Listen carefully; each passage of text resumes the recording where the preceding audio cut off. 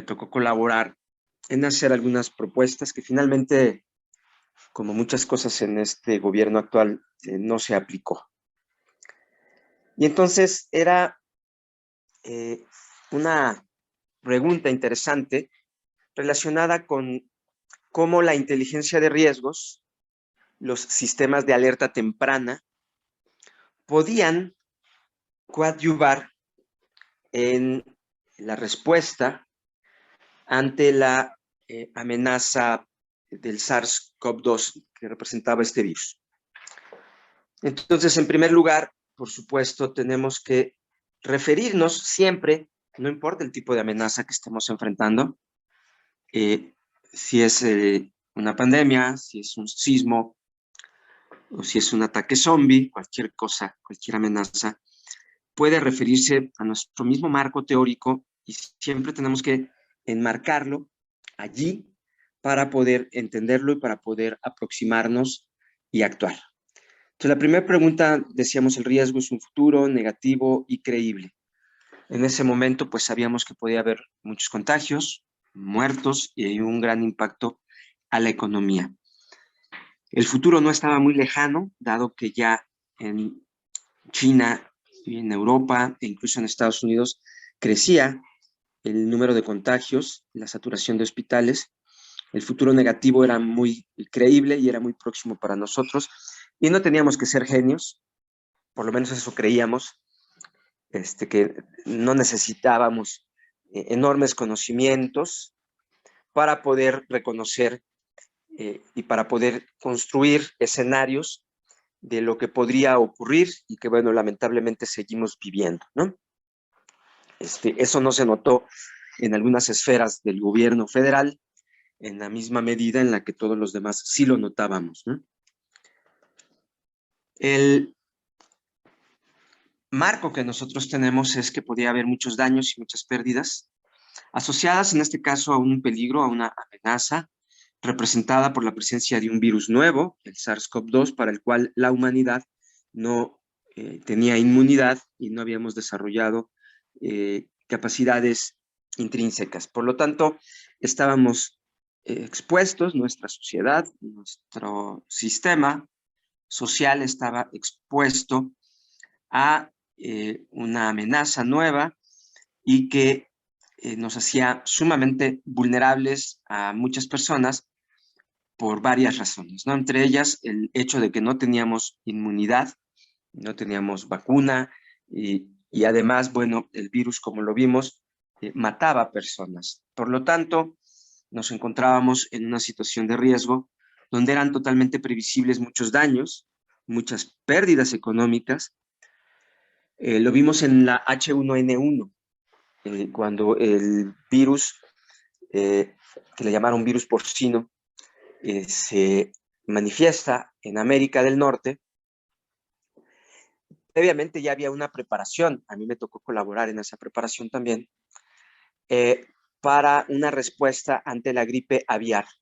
La Organización Mundial de la Salud había alertado de la posibilidad de una gran pandemia por influenza aviar y se tenía como hipótesis que iba a aparecer en el sur de China. Ya se había considerado que había muchas condiciones para que en el sur de China apareciera esta influenza aviar. Ya había manifestaciones, ya se habían presentado, había casos aislados donde las aves habían contagiado a seres humanos y los seres humanos habían muerto, pero no había todavía la capacidad de que un ser humano transmitiera esa misma H1N1 a otro ser humano. Por tanto, había una preparación. ¿Cuál fue la diferencia? Pues que en aquel tiempo, cuando se manifiesta H1N1, había una preparación para influenza aviar. México contaba no solamente con un plan, sino que adicionalmente teníamos una reserva estratégica de antivirales, particularmente el Tamiflu, que resultó ser efectivo. Y por lo tanto había cura. Había una medicina que podía combatir a la H1N1 y por lo tanto primero hubo aislamiento social, después se fue conociendo más y más el virus, poco a poco fuimos regresando Y ya existía también una vacuna contra la influenza. Es decir, ya existen vacunas contra la influenza. Lo único que había que hacer era utilizar la nueva cepa de influenza y crear una nueva vacuna, actualizar la vacuna a la cepa de la AH1N1, ¿no? Entonces, fue distinto. No obstante, se habían construido escenarios y se habían analizado alternativas que podrían ser utilizadas en caso de que apareciera un virus eh, que no pudiéramos controlar con tanta facilidad. Y aquí gran parte de la estrategia se centra en el peligro. Es decir, ¿qué podemos hacer para conocer la ubicación, el área de influencia, la intensidad, la frecuencia con la que se manifiesta, en este caso, el peligro? Y la estrategia, por supuesto, consistió en reducir exposición y vulnerabilidad. Eso ha sido las grandes actuaciones que se circunscriben a nuestro modelo, como quiera que sea. ¿Qué es reducir la exposición? Pues quédate en casa, es reducir la exposición. Colócate una mascarilla, significa reducir la exposición, colocar una barrera entre el virus y nuestro cuerpo. ¿Qué significa reducir la vulnerabilidad? En términos físicos, estas vulnerabilidades intrínsecas, que era la más importante de todas. ¿Cuál es la vulnerabilidad intrínseca? Que no teníamos anticuerpos, que nuestro cuerpo no conocía ese virus y no tenía cómo defenderse.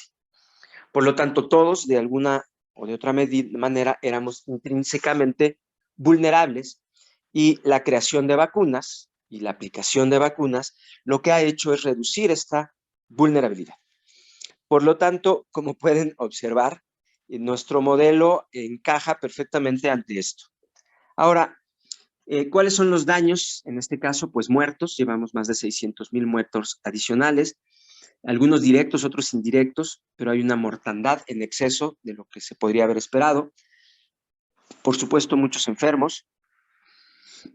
Aquí es muy curioso porque si nosotros nos ponemos a revisar los daños, pues el virus no rompe nada, no avería y no deteriora, ¿no? Entonces, ¿qué diferencia hay? Pues que los daños tienen que ver con las personas y tienen que ver con su salud. En cambio, las pérdidas, pues son el resultado de daños. Cada una de esas personas que ha fallecido tenía un lugar, un papel en la sociedad. Podemos construir algún modelo que nos permitiera evaluar cuánto cuesta cada ser humano que se ha perdido en términos de su vida productiva, de qué tanto podía producir riqueza. Podríamos crear un modelo de esos. Estratégicamente, pues hemos perdido a muchas personas que tenían conocimientos, experiencias muy valiosos para la sociedad. Y pensemos en el caso de los padres de familia. Son estratégicos para sus hijos porque los proveen de protección, de abrigo, les dan un marco emocional que les permite desarrollarse de la mejor manera. Y por supuesto también podemos evaluar en términos afectivos. Hemos perdido personas que amamos, personas con las que tenemos vínculos.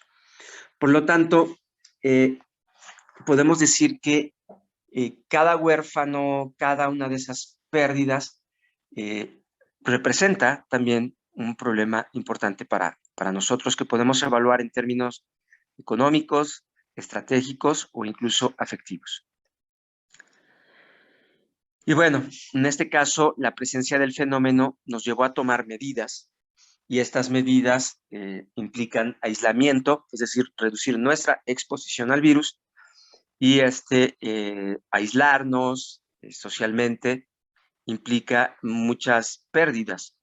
El que no podamos convivir, el que no podamos ir a una fiesta o el que no podamos consumir como acostumbrábamos a hacerlo o trabajar como acostumbrábamos a hacerlo, implica ganancias que dejamos de percibir. Esos negocios que quebraron, muchas empresas que dejaron de existir, muchos empleos que se han perdido, han tenido una relación importante ay, perdón, con las decisiones que se han tomado en la pandemia. Espérame un segundito.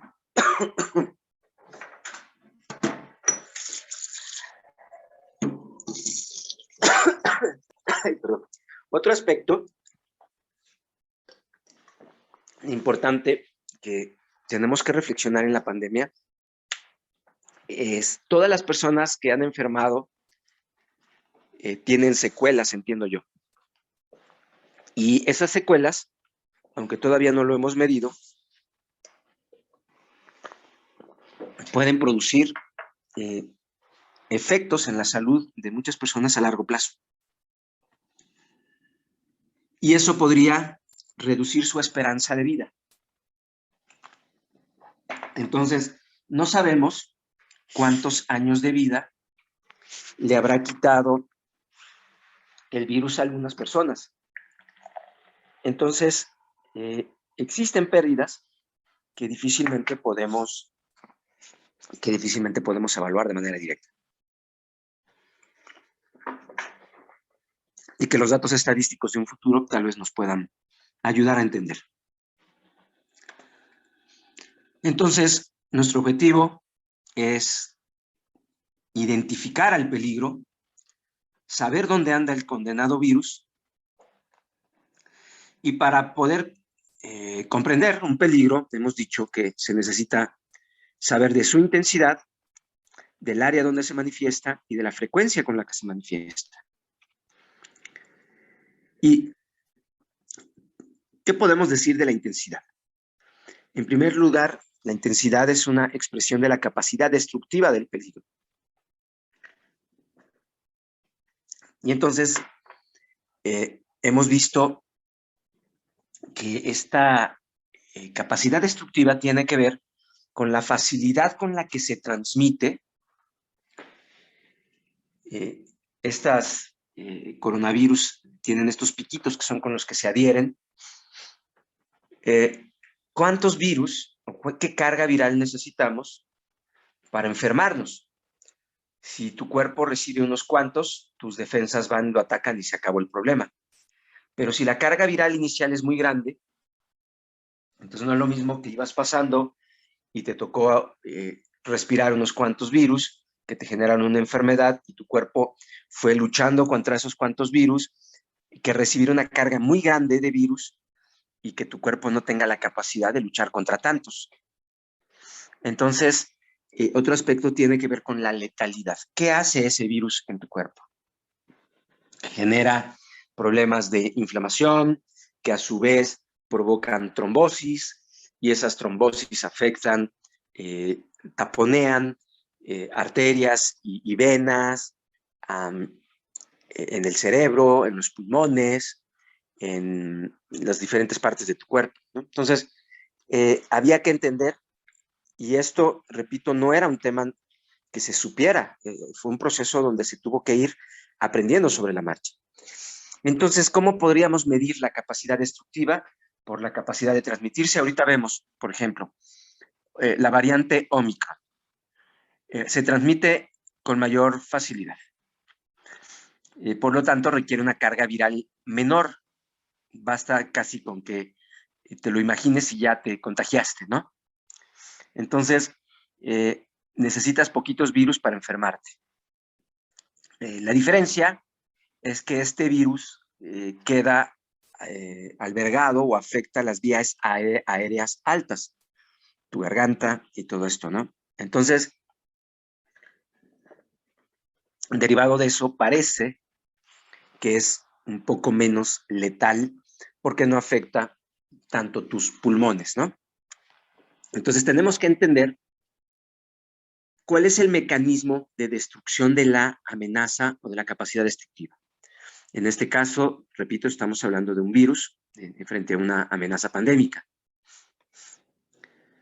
Algo interesante y que empezó a surgir como datos es que no todas las personas teníamos la misma vulnerabilidad ante el virus. Había personas que no tenían síntomas, que se enfermaban, los famosos asintomáticos, y que al no tener síntomas, seguían un curso distinto. Entonces, estos son los días. Entonces se dijo que durante 5 días los asintomáticos simplemente no tenían síntomas. Y después de eso, aún podían ser contagiosos. Aquí vemos, hay una línea, déjenme le pongo otro color, acá. Entonces, los asintomáticos eran contagiosos hasta acá más o menos, hasta el día 12 o 13, ¿no? Eran contagiosos. Por otro lado, había personas con síntomas moderados.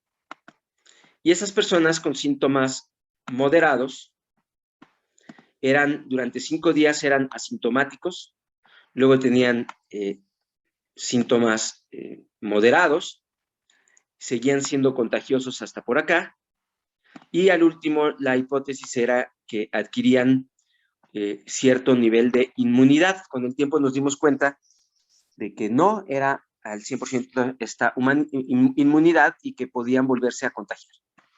Después había personas con síntomas severos, nuevamente durante 5 días no tenían síntomas, después tenían síntomas severos, requerían hospitalización y después alcanzaban la inmunidad, pero durante todo este lapso seguían siendo contagiosos. Y bueno, había los pacientes críticos, los pacientes más críticos, igual durante el 5%, perdón, durante 5 días, representaban el 5% más o menos de los casos, durante 5 días no presentaban síntomas, pero sí eran contagiosos, síntomas moderados, después síntomas más graves que necesitaban cuidados intensivos, con ventilador, intubados, y de ellos una parte se salvaba y se volvía inmune y otra parte moría, ¿no? Entonces, estos datos pues fueron surgiendo también, esto es de marzo del 2020, entonces estos diferentes estudios permitían comprender cómo se comportaba esta amenaza. Y eso tenemos que comprenderlo para todas las amenazas que estudiamos. Tenemos que recabar la mayor cantidad de datos, por eso las investigaciones médicas, estadísticas, las observaciones, pues podían ayudarnos a identificar lo que estaba realmente ocurriendo y entender la amenaza. Otro aspecto interesante es que las oleadas se iban moviendo. Originalmente comenzaron en China, en Asia, de aquí se movieron a Medio Oriente y a Europa, y posteriormente fue bajando en Asia, se mantuvo y fue bajando también poco a poco en Europa, y se transmitió hacia los Estados Unidos. Pero quiero que observen ustedes un detalle.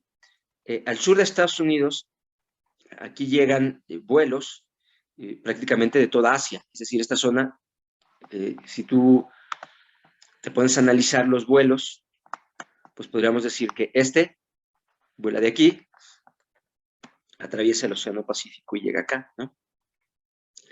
Estos vuelos de aquí conectan para acá. Por supuesto, de aquí también hay vuelos que vienen para acá y vuelos que vienen para acá. Y México, bueno, pues tiene sus principales movimientos en estas direcciones.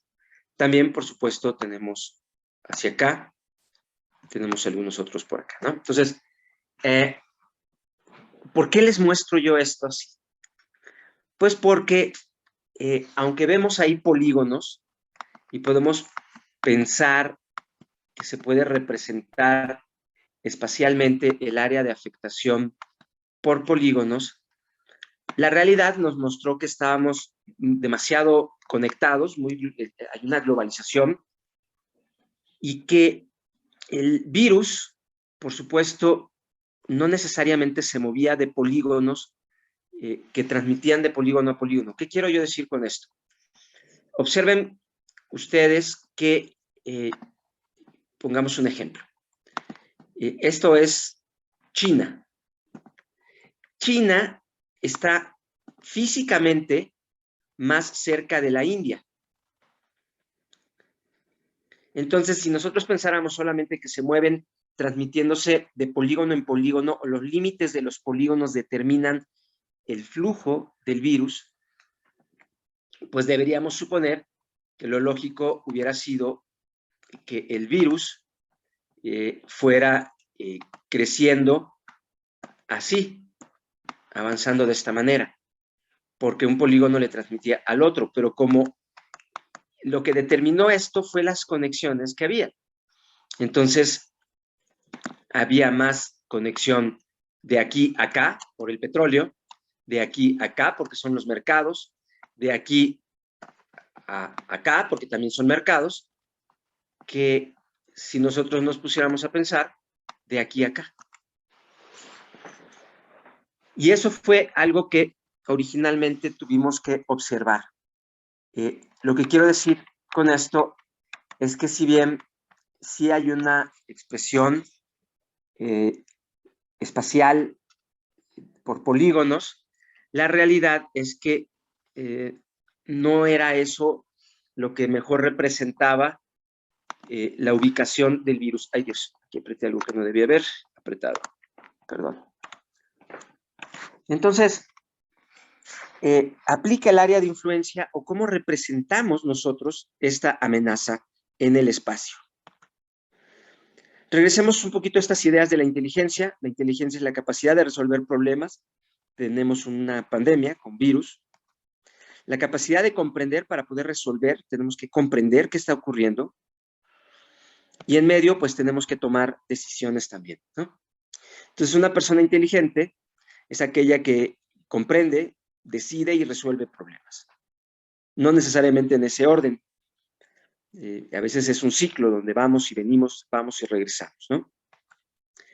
La inteligencia de riesgos implica, en primer lugar, saber qué es lo que sabemos, juntar toda la información sobre lo que sabemos de la amenaza, de la exposición y de la vulnerabilidad, identificar todos aquellos vacíos que tenemos y tomar las mejores decisiones para reducir daños y pérdidas, ¿no? En ocasiones hay una brecha entre lo que sabemos y lo que no sabemos, y como vemos, desde que inició la pandemia se empezaron a registrar los casos, se empezaron a hacer observaciones que permitieron ir comprendiendo cómo se manifestaba la capacidad destructiva, cuáles eran los mecanismos de daño, cómo se transmitía, espacialmente dónde se ubicaba, por dónde se movía el virus, y todo esto pues, nos fue llevando a tener mayor conocimiento. Pero aún así, faltaba y sigue faltando mucho conocimiento. Y a esta diferencia entre lo que sabemos y lo que no sabemos, le llamamos incertidumbre. Y ese no saber, esa incertidumbre, tenemos que llenarla de alguna manera. Y una de ellas es incrementando nuestro conocimiento, por supuesto. Uno de los aspectos que hemos venido también discutiendo aquí es que un desastre o un riesgo no es un tema que puedan conocer solamente los estudiosos de una disciplina. Es decir, una pandemia no es un tema médico nada más.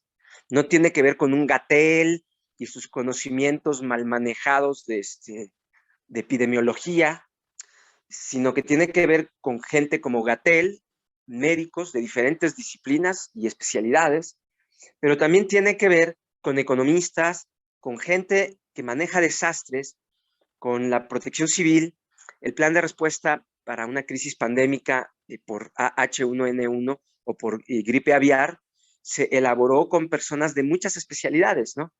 Y una de estas especialidades, por supuesto, es la gente que tiene que ver con la seguridad nacional. ¿Por qué? Porque la gente de la seguridad nacional, de los ámbitos civiles o militares, saben usar la inteligencia, es decir, obtener conocimiento para tomar decisiones. Esa habilidad, pues la han desarrollado mucho mejor las instancias que se dedican a la seguridad nacional, ¿no? Y por otro lado, en México la seguridad nacional es multidimensional. Sabemos que las amenazas crecen de manera multidimensional y también se controlan de manera multidimensional. Por lo tanto, esta idea del elefante y los ciegos, donde cada ciego interpreta la realidad desde lo que percibe, pues tiene que ser derribada esta idea y tenemos que juntar datos para poder ver el elefante completo. Porque de no ser así, vamos a responder de manera fragmentada. Y esto es parte de lo que vino ocurriendo en México, donde se creyó que este era un tema nada más del sector salud y que los doctores iban a resolver todo esto, particularmente un pseudo gurú que nombraron ahí y que ya lo habían corrido cuando se enfrentó la H1N1 en México. Desde entonces se sabía que no tenía las capacidades, lo corrieron y luego lo volvieron a traer al tipo, ¿no?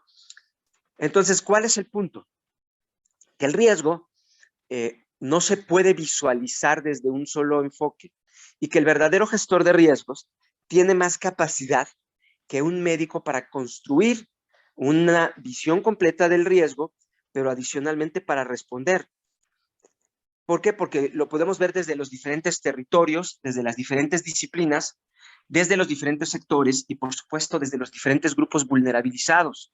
Vulnerables intrínsecamente por sus condiciones de salud, pero también vulnerables socialmente por el tipo de empleo, por muchas otras características que se pueden determinar en la vulnerabilidad de las personas, ¿no? Entonces, un gestor de riesgos es capaz de integrar datos de territorios de diferentes disciplinas, de diferentes sectores y de diferentes grupos vulnerabilizados. Esto ya lo hemos visto cuando no ocurre nada, estamos en osos durmiendo. Nuestro objetivo es incrementar nuestros conocimientos y nuestra preparación, nuestras capacidades, para que cuando comience el desastre y entremos al escenario de tigres furiosos, no nos vayamos al lado disfuncional, al lado Gatell de la pandemia, sino que nos movamos en una dirección donde todos podamos sumar esfuerzos. Y eso se hace con inteligencia, con coordinación y con recursos, no con mentiras y con falacias. Se hace con inteligencia, coordinación y recursos. Este y cualquier otro desastre, para que tarde o temprano se reduzca la demanda y regresemos a una situación normal, pero con un conocimiento nuevo y con crecimiento. Entonces, hemos dicho que las capacidades son inteligencia, coordinación y recursos para poder actuar. También esto ya lo hemos platicado, que hay como diferentes niveles de emergencias menores o normales, emergencias mayores, desastres. Y que en el primero hay un mando único, ahí sí aplica un mando único. Cuando hay una emergencia mayor, se requiere una red de gobernanza, donde hay un plan en el centro, pero las diferentes dependencias participan. Cuando se trata de un desastre, no puede haber un Gatell solito que resuelva el problema. Lo que tiene que haber es toda una estructura de panal de abejas donde se establecen objetivos, estrategias y tácticas comunes entre los diferentes territorios, los diferentes sectores, las diferentes disciplinas y los diferentes grupos vulnerabilizados. Participan brigadas locales y brigadas de todos lados, en este caso, y hay un nivel mayor que es el nivel catastrófico. Un desastre es cuando una gran proporción de la población se ha visto afectada y una catástrofe es cuando literalmente toda la población se ha visto afectada. Y aquí vemos que en este caso estamos hablando de una catástrofe en diferentes medidas, de acuerdo a las diferentes condiciones de vulnerabilidad, las personas se han visto afectadas. Pero aquí las personas no solamente, aquí hay algo muy curioso, las personas no solamente son damnificados, las personas también son vectores del virus. El virus habita en las personas y se transmite por las personas. Y las personas también, además de ser el vector, también son las víctimas y además son las que tienen diferentes vulnerabilidades físicas y sociales. Por lo tanto, el papel de las personas en un caso de emergencia pandémica catastrófica, por supuesto, pues requiere que se considere muy, muy bien el tema de las personas. Otro aspecto muy importante es que, bueno, dado que en este desastre el virus anda por todos lados, se requiere entender que no puede resolverlo una sola estructura, una sola persona, por muy gurú que el psicópata crea que es, no lo hace. Entonces, ¿qué se requiere? Se requiere ver esta dimensión multidimensional de la amenaza, de la exposición y de las vulnerabilidades y actuar de manera sistémica en una estructura de panal de abejas. Se requiere una enorme inteligencia, sobre todo una inteligencia para identificar la amenaza. Esta es una amenaza que se esconde 5 días, que no te deja encontrarla, que mata a algunos y que no necesariamente se mueve en polígonos. Se requiere muchísima comunicación, diálogo, coordinación entre actores y finalmente se requiere que todos colaboremos. Colocarte un cubrebocas, el vacunarte, el quedarte en tu casa si no tienes nada que hacer o si no tienes la obligación de salir. Todas esas acciones implican una colaboración y una colaboración masiva. Por lo tanto, como cuáles son las estrategias que teníamos. Identificar el peligro, reducir la exposición, reducir la vulnerabilidad, pero en esencia todo esto tenía que estar contenido en un plan de acción único, concertado, generalizado para todos. Y lo que vemos aquí es que, pues en esencia no lo hubo, que la reducción de exposición fue quédate en casa, pero sal a abrazarte, vacúnate, pero Dios te va a cuidar solito, o sea, basta con tu detente, ¿no? Y una comunicación chimoltrufia, donde lo que necesitaba ser una comunicación muy completa, muy certera, para poder hacer que toda la población, que todos los sectores, que todas las personas actuáramos en una sola dirección. Entonces, aquí uno de los grandes problemas es la pérdida de confianza también. Entonces hay que comprender el peligro, contenerlo, atraparlo, reducir la exposición y reducir las vulnerabilidades de las personas. Y esto requería un plan de acción conjunto. Y por lo tanto, una parte importante de todo esto se centraba en identificar y aislar el peligro. Yo comencé diciendo en aquellos tiempos, decía, es que nosotros estamos diciendo que el virus se quede en casa, perdón, que la gente se quede en casa. Y yo les decía, busquemos otra estrategia, que el virus sea el que se quede en casa.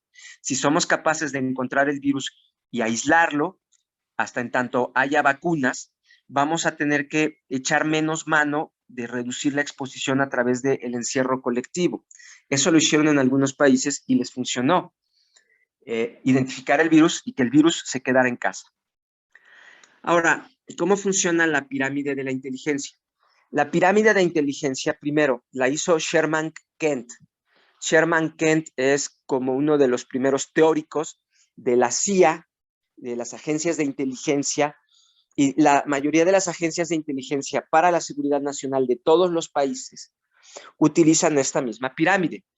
Entonces, justamente por eso se pensaba en cómo podían interactuar las áreas de seguridad nacional y las áreas de la protección civil en un tema tan complejo como este. Entonces, la realidad es que había un virus allá afuera,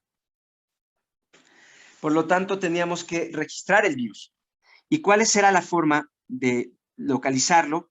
A través de las pruebas de laboratorio, pero al mismo tiempo a través del contacto entre las personas. Y desde un principio se pensó que una de estas formas de construir redes podían ser los teléfonos celulares.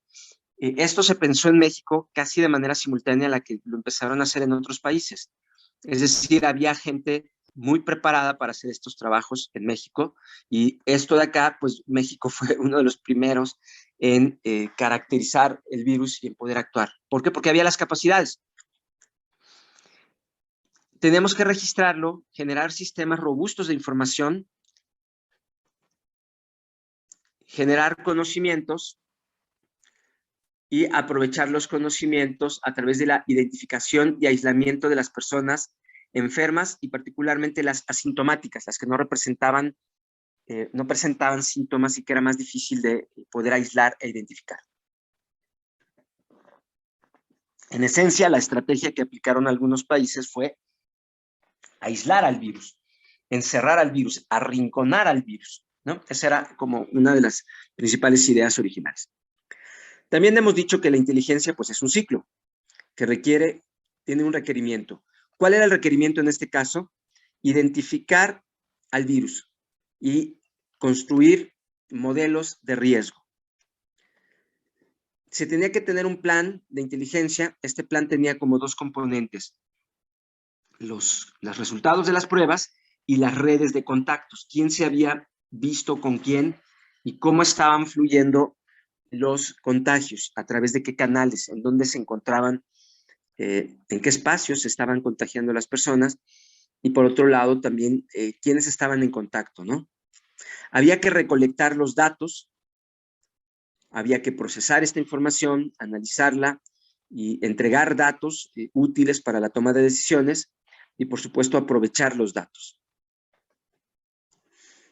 Ya les he dicho yo que uno de los problemas de esta enfermedad en particular es que la amenaza está muy poco vinculada al territorio. Me explico.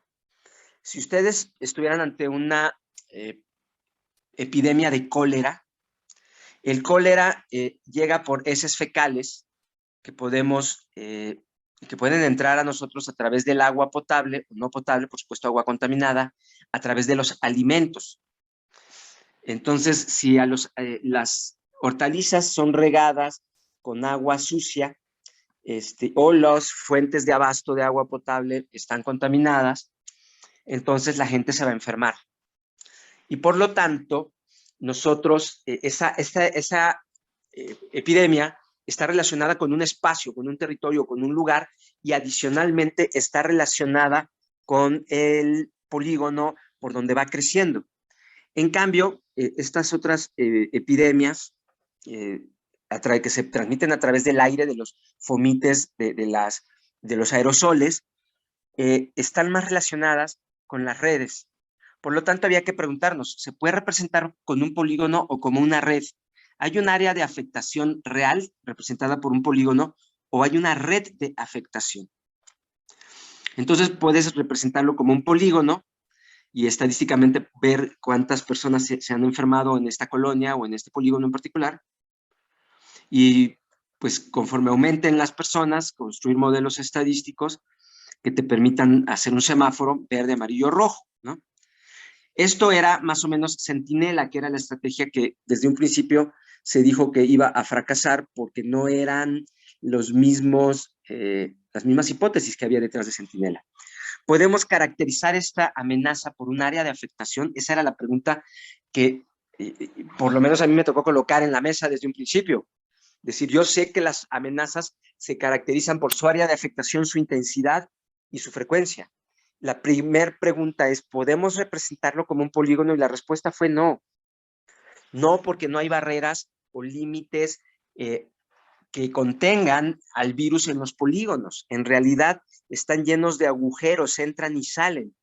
Y más en un mundo globalizado, hiperconectado. Y esto tiene que ver con la globalización y tiene que ver con el modelo económico y con muchas otras cosas que no voy a poner en este momento a debate, pero pues no podíamos representarlo como un polígono. Lo que había que hacer era representarlo como una red de contactos por donde el virus se estaba transmitiendo. Y si éramos capaces de modelar esa red y además agregarle a la red quién salió positivo, entonces tenías, este cuate salió positivo y tenemos sus contactos de primer orden. Él estuvo en contacto directo con un positivo, por lo tanto este ya se vuelve un sospechoso o tiene más puntos en un índice de peligrosidad. Puedes construir un índice donde le agregas puntos, ¿no? Este tiene 100 puntos, ya, 100%, está positivo, pero este otro a lo mejor le agregas 50 puntos de porcentaje y a este le agregas un 30%. Por lo tanto, en este caso, el polígono salía sobrando. Sí lo podías utilizar de alguna manera cuando ocurrían en colonias o en delegaciones muy cercanas y que tenían redes de movilidad reducida, pueblos originarios. Hoy en día vemos que en muchos pueblos originarios todo el pueblo se empezó a contagiar. ¿Por qué? Porque entró el virus pero el pueblo se mueven las personas allá adentro, se mueven poco. Entonces hay que saber cómo se movían. Por ejemplo, en Xochimilco muchas personas se infectaron porque producen hortalizas que venden en la central de abastos.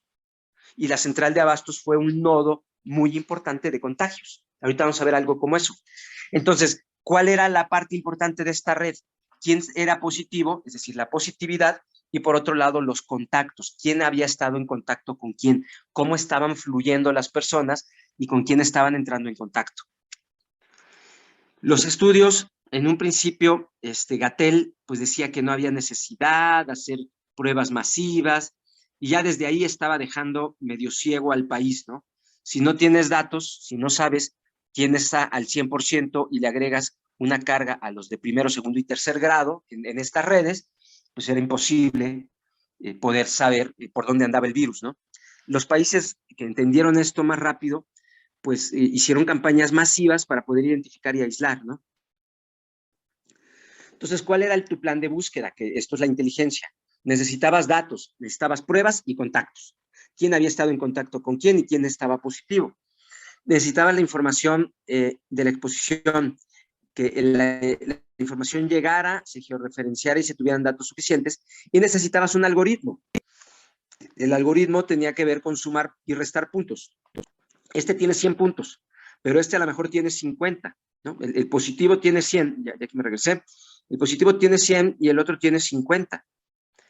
Y si este alcanza, estuvo con 2 positivos, además otro más era positivo, pues ya alcanzó 100, por lo tanto lo consideras una persona que tiene que resguardarse por su nivel de exposición. Entonces tú tienes datos de los positivos y de sus contactos, pero también tienes información de la exposición, quién ha estado expuesto. Y a partir de estos cálculos, pues puedes decir quiénes son los que pudieran estar enfermos. De manera indirecta vas detectándolos. Entonces, los principales objetivos era implementar el sistema de inteligencia que facilite las decisiones para reducir daños y pérdidas económicas. Otro de los objetivos era, mediante instrumentos tecnológicos, aquí hablamos ya de tecnología, para identificar los casos positivos a COVID-19, sus redes de contactos y las personas sospechosas de portar el virus. Entonces teníamos, ¿cómo detectas a los asintomáticos? Pues a través de sus redes de contactos. Otro objetivo era aislar a las personas oportunamente y darles un seguimiento y cuidados suficientes. Es decir, estas personas sospechosas tenían que ser cuidadas, no solamente para que no contagiaran a otros, sino para que no se agravaran su enfermedad, empezar tratamientos tempranos. Objetivos mucho más puntuales, había que fortalecer el monitoreo de la amenaza. En nuestro temario, ahorita estamos hablando de cómo monitoreo un peligro o una amenaza. Entonces había que fortalecer el monitoreo y la inteligencia de la pandemia por COVID-19 a través de la identificación de casos sospechosos, aislarlos y seguirlos y acompañarlos y protegerlos de manera oportuna.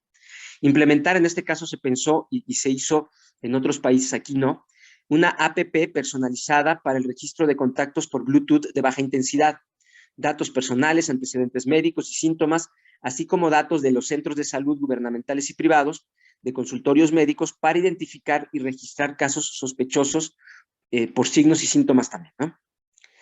Integrar datos sobre los casos positivos determinados en los laboratorios. Hoy en día, los datos de quién es positivo y quién no lo es, fluyen a una velocidad tan lenta que nos están reportando datos de hace una semana o más. Entonces se requería que los datos salieran casi en tiempo real, cosa que pues, por supuesto no se hizo con el modelito bananero de López-Gatell, ¿no? Había que fortalecer el proceso de inteligencia anticipativa mediante algoritmos de análisis de riesgos. Aquí hay una carga viral que representa un grado de riesgo. Entonces, cuando tú teóricamente ya tuviste una carga viral, has estado en contacto con personas que ya en suma te pueden dar una carga viral que te puedes enfermar, en ese momento tú ya eres un contagioso. Entonces había que establecer en un sistema de alerta los umbrales. Y el umbral era la exposición de L10, que representaba la exposición a partir de la cual pues tú ya podías estar enfermo, ¿no? Había que instalar un sistema de difusión de mensajes y de alertas para sospechosos positivos de COVID y tomadores de decisiones, y acompañar y mejorar los protocolos de actuación mediante el monitoreo, seguimiento, un tema que se llamaron geocercas, evaluación de unidades económicas, botones de emergencia, semáforos de riesgo personalizados, controles de acceso de modo que el Estado mexicano pueda acelerar el proceso de continuidad de las actividades sociales y económicas ante la crisis. Ahorita les voy a decir qué significan todas esas cosas. Entonces había que monitorear contactos y síntomas, ¿no? Tenía que ser personalizado. La primera idea fue en una app. También se dijo, es que no todos los mexicanos tienen teléfono. Y nosotros lo que planteamos es, pero los mexicanos que se mueven más, los que lo pueden transmitir más, la mayoría sí lo tiene. En los sitios donde no haya tecnología app y todo este rollo de teléfonos inteligentes, pues se podía utilizar los métodos más lentos de transmisión. Una app funcionaba en las ciudades. Todas las ciudades tienen cobertura y la mayoría de la gente tiene un teléfono. Y la transmisión más fuerte fue en las ciudades. Después se fue hacia los pueblos más pequeños, a los pueblos originarios, pero también es muy cierto que se podían dar seguimiento a un gran número de personas a partir de esto. Se planteó que la persona era el informante y el vector, y su teléfono celular con Bluetooth de baja energía era una fuente de información. También los hospitales, las clínicas, eran una fuente de información valiosísima, y que teníamos que tener en los nodos de viajes también centros de información que permitieran el rastreo de casos. Se requeriría un centro de operaciones de emergencia o muchos centros de operaciones de emergencia, algoritmos, es decir, ¿cómo sabes cuándo decir que esta persona ya es sospechosa a partir de sus contactos con personas positivas, por ejemplo, ¿no? Y a partir de ello, pues había que construir toda la inteligencia a partir de las redes y a partir de los resultados de las pruebas. Había que generar una sistema de notificaciones que te avisara, ¿sabes qué? Ya vete a hacer una prueba. El nivel de exposición que has tenido hace suponer que tú ya puedes estar enfermo. Así es que conviene que te hagas una prueba. Entonces había una notificación y una agenda. En el sistema se planteaba que tú pudieras agendarte para ir a una prueba a partir de tu exposición. Y protocolos de respuesta. El protocolo de respuesta incluía que la persona sospechosa o positiva quedara en su casa, se generaba una geocelda a partir de su teléfono. Si la persona se salía, se podía. Esto ocurrió en algunos países. Había un botón de pánico. Si la persona tenía problemas en su salud, apretaba este botón de pánico y podía representar varios temas de riesgo. Ya no tengo para comer, tengo problemas económicos, ese es un riesgo muy importante, o estoy comenzando a tener síntomas, problemas respiratorios o cualquier otro síntoma. Y la otra es que también se podían construir semáforos, varios países los implementaron,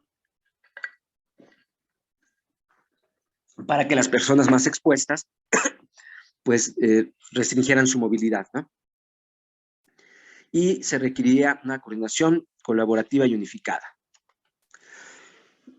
La primera etapa planteada era desarrollar esta aplicación para teléfonos inteligentes, que no era un tema muy caro, para el país no lo era, por supuesto, y la identificación de contactos con personas positivas. El sistema de alerta temprana implica conocer el riesgo, monitorear el riesgo, comunicar el riesgo y reaccionar al riesgo. Los objetivos de esta primera etapa era registrar datos personales, enfermedades, para tener vulnerabilidades previas y síntomas en caso de que los tuvieras. Integración de información de centros de salud públicos y privados, todo lo que hubiera en los consultorios, todos los médicos del país podían ser enlazados. Registro de contactos mediante la Bluetooth de baja energía, BLE significa eso, Bluetooth de baja energía, Low Energy, que todos los teléfonos lo traen. Registro de personas positivas desde los laboratorios, es decir, los laboratorios podían registrar de manera directa, y un sistema de alerta temprana personalizada que te permitiera enterarte sin decirte con quién exactamente, decirte, estuviste en contacto con una persona, aíslate, ¿no? El sistema, pues tenías que poner tu nombre, tu edad, enfermedades conocidas, padecimientos familiares. Es algo muy curioso, pero algunos médicos decían, es que hay personas que se están enterando que son diabéticos ahorita, que se enfermaron y no sabían que eran diabéticos. Entonces, hay muchas enfermedades que tus papás tuvieron y que desde el hecho de que tú pongas que tu papá o tu abuelita fue diabética, a ti ya te colocaba, junto con tu edad, en una situación donde podías tener síntomas y comorbilidades, ¿no? Algún teléfono, un correo electrónico, e incluso en algunos casos si lo tenías tu tipo sanguíneo. ¿Por qué? Porque se encontró que las personas A negativos eran, los que tenían sangre tipo A estaban teniendo peores síntomas. Las personas obesas las personas de piel oscura, ¿no? Las personas, los afrodescendientes en Estados Unidos, tuvieron muchos problemas. Después se determinó que era porque tenían menos vitamina D. El obeso tiene más grasa y la vitamina D se disuelve en la grasa. Entonces requieres unas dosis muy grandes de vitamina D para poder tener disponibilidad de esta vitamina D en tanta grasa, porque se disuelve. O en el caso de las personas afrodescendientes, el color de su piel hacía que produjeran, al parecer, menos vitamina D. Entonces, había una serie de cosas que los médicos podían decir, este dato nos va a ayudar a caracterizar la vulnerabilidad de esa persona. Y luego tenías que actualizarlo diariamente, ¿no? De repente te aparecía ahí un mensajito, oye, dinos si tienes tos, fiebre, cansancio. Tú podías apretar un botón y en un minuto, menos que eso, podías avisarnos, ¿no? Los datos de centros de salud y hospitales, signos y síntomas, había muchas fuentes de información que podían mejorar el diagnóstico, ¿no? No es lo mismo lo que tú reportas aquí, tú solito reportas, que lo que un médico en un consultorio, en una farmacia, podía decir, ¿no? Por lo tanto, había datos más puntuales de signos y síntomas asociados a la enfermedad y que en un consultorio podrían reconocer los mismos médicos. Para esto se planteó un aplicativo para médicos, donde tú pudieras dar de alta tu cédula profesional. Con tu cédula profesional te dabas de alta, era validado por los diferentes colegios de profesionistas, y al final de cuentas, bueno, pues el médico podía capturar datos y complementar información. ¿Cómo funcionaba el Bluetooth de baja energía? Esto era muy interesante porque tuvieras o no tuvieras datos. Si tú no tienes datos, no importa, porque tu Bluetooth iba lanzando con muy baja energía para que no te desgastara el celular, y si se encontraba a otro Bluetooth, automáticamente registraban ese contacto. No registraban ni transmitían nombres, solamente el 412 tuvo contacto con el 483.015, ¿no? Y se registraba, lo único que quedaba registrado en los teléfonos era la lista de con quién estuvieron en contacto, qué número de teléfono estuvo en contacto, el tiempo, y en algunos casos, cuando había la oportunidad de que reportaran coordenadas, se podía establecer cuánto tiempo estuvieron en contacto. Por ejemplo, no es lo mismo que pasaron y se miraron un minuto a que estuvieron una hora en contacto. El tiempo era muy importante, ¿no? Entonces, esta persona estuvo en contacto con esta persona durante 2 horas y resulta que esta ya salió positiva, por lo tanto, el tiempo y la proximidad, qué tan cerca estuvieron, ya podía determinar que había un contacto. Y el lugar, en algunos casos se hicieron algunas pruebas en algunos países donde el lugar te determinaba la ventilación. No es lo mismo que estuviste en el Estadio Azteca un minuto a que estuviste en una oficina cerrada durante 2 horas, ¿no? Entonces, esto ya permitía construir algoritmos y lo hicieron en algunos pasos, ¿no?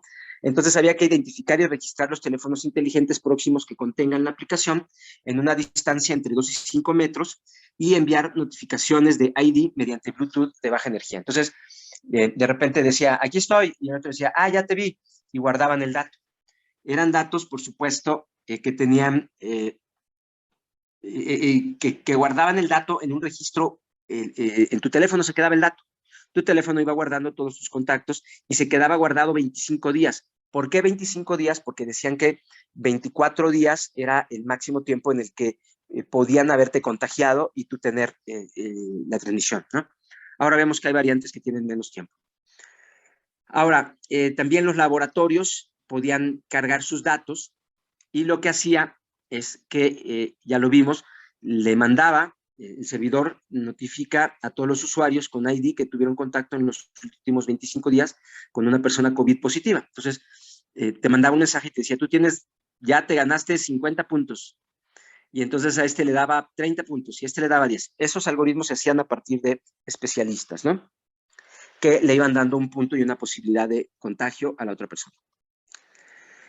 Había un tema de cifrado, temas de seguridad, conectividad segura, y además, desde que tú te dabas de alta, entrabas en modo incógnito, ¿no? El sistema cifraba tus datos e inmediatamente te convertías en un número. Eras un ID único, aleatorio, que te había tocado en ese momento, te lo había dado el sistema, y que tú eras el 483.023.14, ¿no? La segunda etapa consistía en integrar los procesos de pruebas de laboratorios y el modelo epidemiológico local, Centinela para México. Esto se decidió para no pelearse con el modelo actual y sobre todo porque había lugares y personas que no estaban realmente relacionadas, personas que están todo el día en su casa o que si acaso se mueven de una colonia a la otra. Esas personas que particularmente están en pueblos originarios o en zonas rurales, que no se mueven mucho del pueblito, pues de algún modo requerían el modelo Centinela también. Se requería un módulo para las personas sospechosas, que las personas sospechosas pudieran agendar una cita. Si tú de repente ya habías llegado a un número de puntos de exposición, pues tú podías decir, oigan, yo quiero hacerme una prueba y te la podían dar, ¿no? Entonces, había que integrar pues todos los datos de los laboratorios, registro de toma de muestras asociados al ID. Entonces, desde que tú te tomabas la prueba, llegabas con tu teléfono y decías, ¿está dado de alta? Sí, señor. Tomaban tu ID y ya con eso, pues tú estabas relacionado a ese ID, ¿no? Entonces, el registro de la muestra llevaba el ID, el registro de los resultados, mediante ID se iban a la aplicación y se firmaba y un permiso también. Hubo muchos temas legales que tenían que ver con la autorización para que tú pudieras decir, sí, acabo de salir positivo, por favor avísenle a todos los que estuvieron en contacto directo. Los contactos conocidos, que son gente que yo conozco, les avisaré yo, y los contactos desconocidos, que son personas que no conozco, pero que por algún motivo estuvieron cerca de mí, ¿no? Entonces se requiere procedimiento de actuación de los laboratorios, de personas, de personal autorizado para subir estos datos, sistema de verificación de resultados y registro de resultados COVID positivo, ¿no? Y entonces cada persona podía decir, yo autorizo para que el resultado de mi prueba sea comunicado a mis redes de contactos, ¿no? Era un tema de colaboración también entre personas.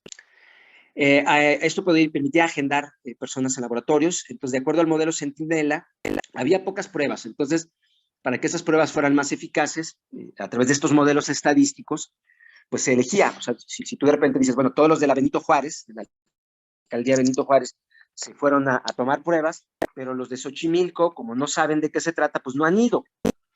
Entonces no se vale que todos los de Benito Juárez se queden con todas las pruebas, porque entonces vas a tener datos en exceso de Benito Juárez y te va a faltar datos de una comunidad rural de Tláhuac, ¿no? Entonces, eso también tenía una lógica, no podían todos tomarse pruebas, ¿no? El usuario podía, mediante la aplicación para teléfonos inteligentes, agendar una cita en alguno de los laboratorios, y como había pocas pruebas, pues el sistema Centinela estadístico ya decía, pues tantas para acá, y te iban autorizando tus pruebas, ¿no? Eso era hacerlo de manera más racional. Había que evaluar y monitorear unidades económicas, monitoreo de personas positivas y dados de alta, desarrollo e implementación de modelos y algoritmos de riesgo, funcionalidad, semáforo de riesgo y control de acceso. El monitoreo de personas positivas a COVID-19 significaba que tú tenías que registrar en dónde ibas a hacer tu cuarentena. Y una vez que registrabas el sitio donde ibas a hacer tu cuarentena, se establecía una geocerca. Y si tú te salías, pues te avisaban que te habías salido y que no se valía, que cuál era el problema, ¿no? O sea, se había planteado un call center originalmente donde te dijeran, oye, ¿cuál es tu problema? ¿Qué está pasando? Es que me siento mal. Sale, ahí te va una ambulancia especializada. O sabes que no tengo comida. Entonces, para evitar que esto tuviera problemas, se generó un sistema de alerta entre pacientes y autoridades, pero también un botón de emergencia donde tú podías decir, yo soy el que está aquí, estoy enfermo, estoy en cuarentena, pero no tengo comida, me falta un medicamento, o ya me siento mal, y entonces una red solidaria desde el Estado y desde la sociedad civil podía apoyarte inmediatamente a partir de esta geocerca que permitía no solamente vigilar que se estuviera cumpliendo la cuarentena, sino que por otro lado, que las personas pudieran también tener ese apoyo solidario, ¿no? Otro tema muy importante era evaluar las unidades económicas, cuánto era el tiempo que la gente permanecía, no sé, en una tortillería, qué tan cerca estaban, cuáles eran las condiciones de ventilación y cuántas personas habitualmente ocupaban ese local. Esto permitía saber el nivel de exposición en cada unidad económica. Y este sistema pues te permitía saber si los contactos, en algunos casos cuando tenías referencia, cuando permitías que tomaran los datos de tu ubicación, el sistema nos permitía construir un rastreo de dónde te podrías haber contagiado si es que esto ocurría en actividades económicas. Esto pensando en que tarde o temprano había que regresar a las actividades productivas, ¿no? La intención era controlar un poco a través de un modelo de riesgo, pero también verificar si en algún lugar no se estaba cumpliendo, ¿no? Si en un lugar estaban ocurriendo demasiados contactos, pues quería decir que ese sitio se había vuelto un nodo que amenazaba con contagios, ¿no? Elaborar modelos y algoritmos de riesgo significa establecer índices, ¿no? Un índice de vulnerabilidad, pues ya vimos que cada comorbilidad podría representar una vulnerabilidad. Con un conjunto de expertos le das un peso y no es lo mismo, o los datos estadísticos, la mayoría de las personas que han muerto tenían hipertensión o diabetes, por lo tanto, tener hipertensión o diabetes no controlada ya te daba puntos en la vulnerabilidad. La exposición, pues ya dijimos el número de contactos, el lugar de los contactos. La amenaza estaba representada también ya por los positivos y qué tan cerca de ti estaba esa amenaza, y con ello construías dos riesgos. El riesgo de contagio, qué riesgo existe, ese es un futuro negativo, qué riesgo existe de que yo ya tenga el virus y no esté, ni siquiera me haya dado cuenta, y pudiera estar contagiando a mis papás, a mis hermanos o a mis abuelitos, y qué riesgo yo tengo de sufrir una enfermedad grave. Entonces, a partir de eso, se construían algoritmos. Todos los algoritmos pueden servirte ya para construir instrumentos de riesgo. En algunos países asiáticos, aquí vemos a la derecha el de Hong Kong, construyeron semáforos. Entonces, a partir del nivel de exposición y a partir de cuántas personas habían estado en contacto, te decían cuál era tu riesgo. Un tema muy importante son los ingredientes del riesgo. ¿Cómo construyes riesgo? Con ciencia y tecnología, como acabamos de ver, con tu experiencia o con tus creencias. Vamos a ver brevemente un video para ver si logramos identificar todos estos aspectos e identificar cómo otras disciplinas pueden ayudarme a comprender el riesgo.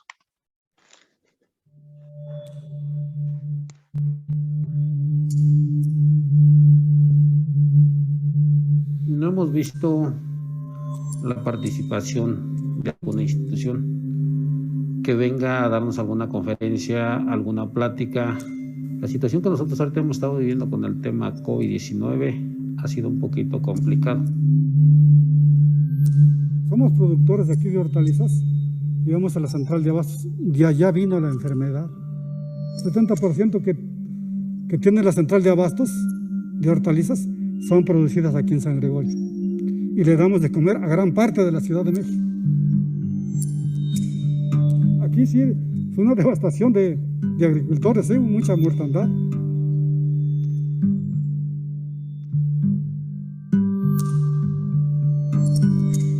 En esta comunidad hemos tenido el fallecimiento de máximo 4 personas diarias, mínimo unas 2, a partir de hace ya casi un mes y medio.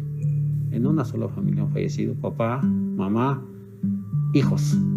Sí hemos esperado a lo mejor el apoyo del gobierno, pero no lo hemos recibido. No lo hemos recibido hasta ahora.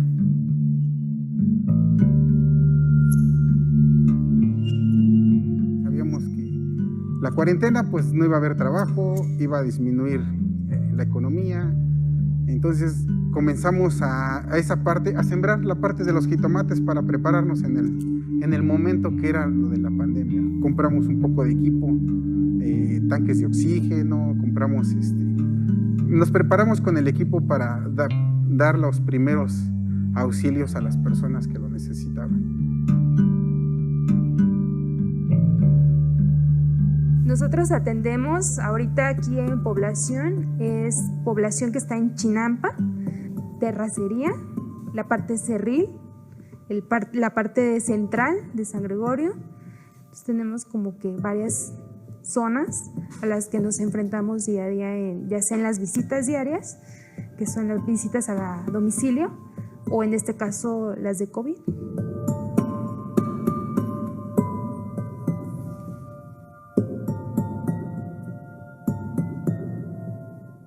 Vamos a descubrir nariz nada más.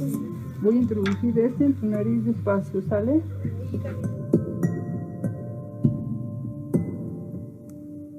Y su firma, por favor.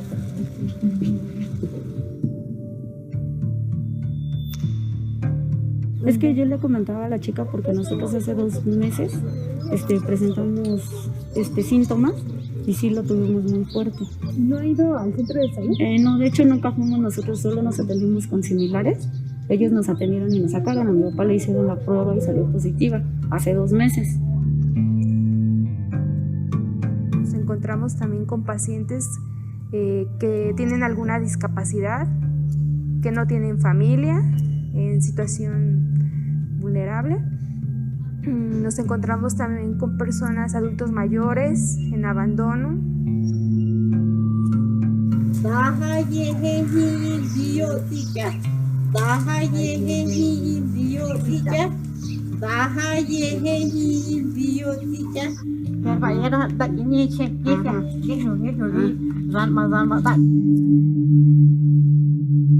No hay ambulancias, escasas las ambulancias.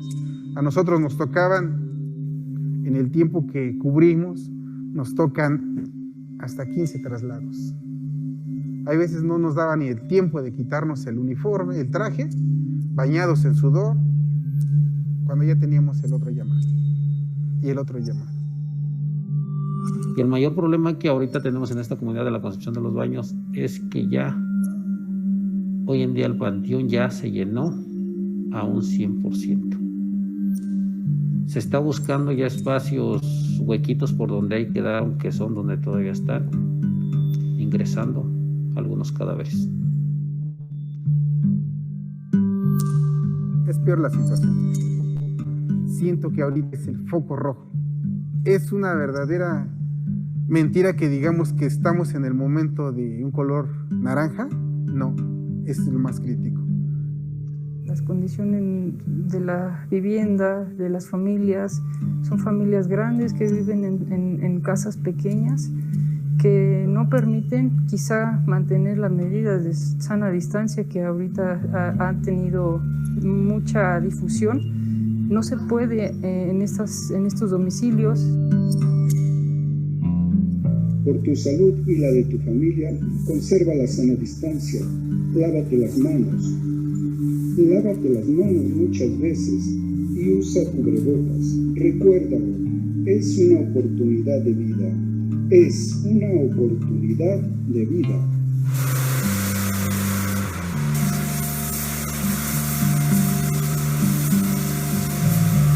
Uno de los casos que nos tocó, que llegamos al domicilio y nos comienzan a agredir, que nos quitemos los trajes, que no era COVID, que él estaba en otras situaciones y que nos aventaron la cápsula, nos arrebataron los cubrebocas, nos quitaron las caretas.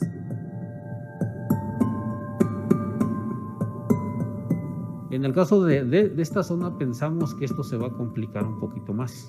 Ahorita nuestras autoridades, ya la comunidad se está manifestando, está solicitando ya un nuevo panteón. Ya se tiene el terreno, pero más no ha cumplido todavía con las reglas necesarias, pero está en proceso. ¿Por qué? Porque si esto continúa así como se ha venido dando, que 3, 4 diarios, no va a haber cavidad más, definitivamente ya no. Estamos a 3 metros de la puerta principal para que esto ya se cierre. Es algo que para la gente que ignora que si existe o no existe, créanlo que de verdad es un infierno.